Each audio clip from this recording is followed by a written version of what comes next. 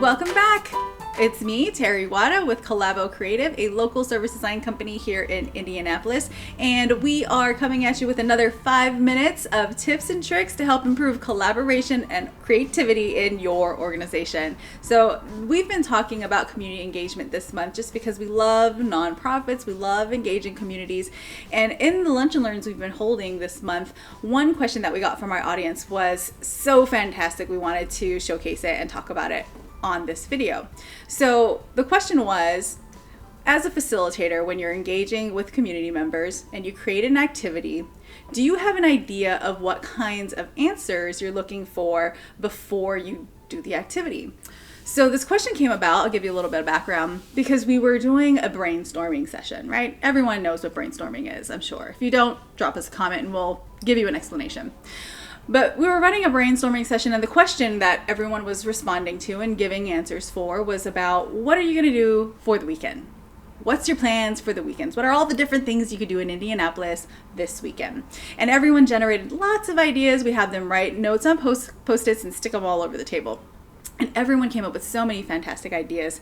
And the question arose after we were looking at the ideas, and there were so many different kinds of responses.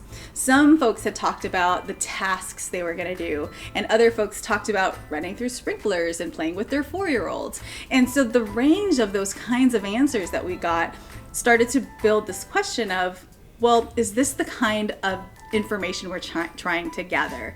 And as a facilitator, should I have more control of what kinds of responses I'm looking for? So our answer to that was yes and no. If we wanted to get something very structured, we could frame a question in a much more specific way and ask, what productive types of activities can you do on the weekend? And that will give us answers specific to that question. If we wanted something that was more broad, which was the question we asked, what kinds of things could you do over the weekend? And we actually asked, what kinds of fun things could you do over the weekend?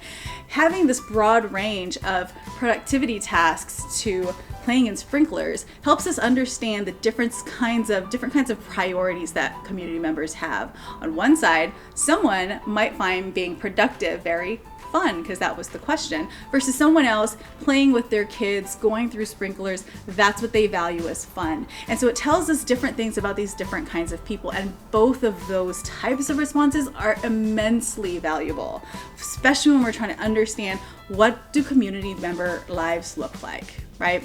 So just a little tidbit there for you to think about when you're structuring any kind of brainstorming session. Really think about the prompt that you're using, and do you want to know specific productivity types of things or whimsical types of things, or just general what is fun to them, because you might learn a lot just by the responses you get.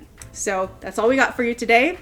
If you enjoyed this video, please give us some thumbs up and like the video, and be sure you subscribe so you can get these 5-minute tidbits every week, every Wednesday. We hope to see you again, and see you later. Do you have any questions or topics you'd like us to tackle? Shoot over an email to hello@collabocreative.com.